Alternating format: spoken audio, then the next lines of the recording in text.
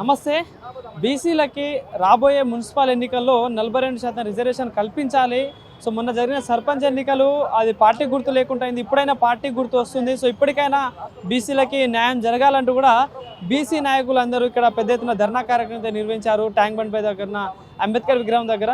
So మరి దీనికి సంబంధించి మనతో పాటు మాట్లాడడానికి ఆ బీసీ మహిళా నాయకురాలు తారకేశ్వరి గారు అయితే ఉన్నారు. సో ఎట్లా చూస్తారండి, బీసీ 42% రిజర్వేషన్ కోసం ఎప్పటి నుండో కొట్లాడుతూ ఉన్నారు. సో మరి ఈ మున్సిపల్ ఎన్నికల్లో అయినా సాధ్యమవుతుందని అనుకుంటున్నారా? నమస్కారం, నా పేరు తారకేశ్వరి నేత. నేను బీసీ మహిళా సంక్షేమ సంఘం రాష్ట్ర ప్రధాన కార్యదర్శి.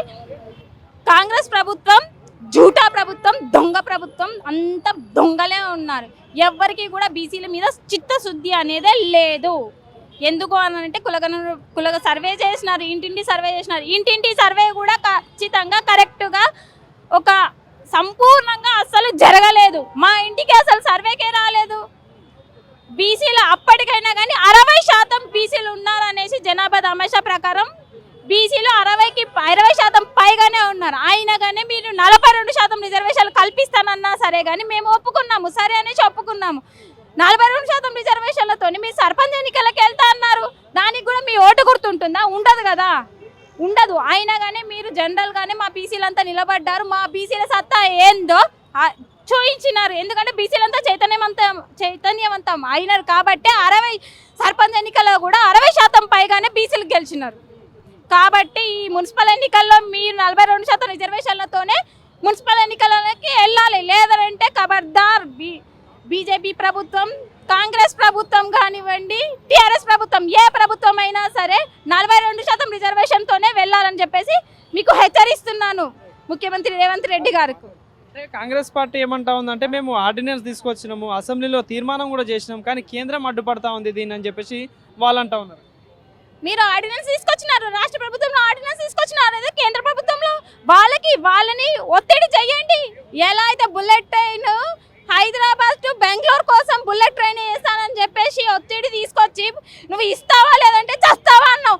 అదేదో ప్రత్యేకమైన మంత్రిత్వ శాఖ కేంద్ర ప్రభుత్వంలో కూడా కల్పించాలి, 42% రిజర్వేషన్లు కూడా కల్పించాలని చెప్పేసి నువ్వు గట్టిగా ఒత్తిడి చేయి. ఎందుకు జరగదు? ఖచ్చితంగా వెళ్తుంది. బీసీ ఎవరైతే కాంగ్రెస్ ప్రభుత్వంలో బీసీ బిడ్డలు ఎవరైతే ఉన్నారో మీరంతా వెళ్ళి ఒత్తిడి చేయండి, ఖచ్చితంగా వస్తుంది. మీరు ఒత్తిడి చేయకపోతే ఏది రాదు. ఆర్డినెన్స్ తీసుకొచ్చి ఏమీ రాదు.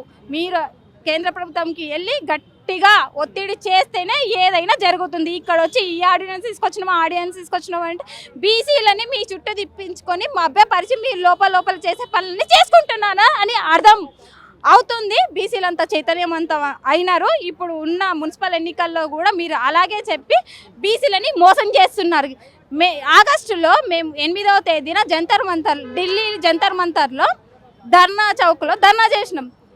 కాంగ్రెస్ ప్రభుత్వంలో ఉన్న పిసిసి అధ్యక్షులు మహేష్ గౌడ్ గారు వచ్చి హామీ ఇచ్చినారు, ఉన్న మున్సిపల్ ఎన్నికల్లో 42%తోనే వెళ్తాము, గ్రామాలలో ఇబ్బందులు పడుతున్నారు కాబట్టి సర్పంచ్ ఎన్నికలు అలా జరిగిపోయినాయి. జనరల్లో కూడా 60 పైగానే బీసీ బిడ్డలు నిల్చున్నా కానీ 60 పైగానే బీసీల సత్తా అయిందో నిరూపించుకున్నారు.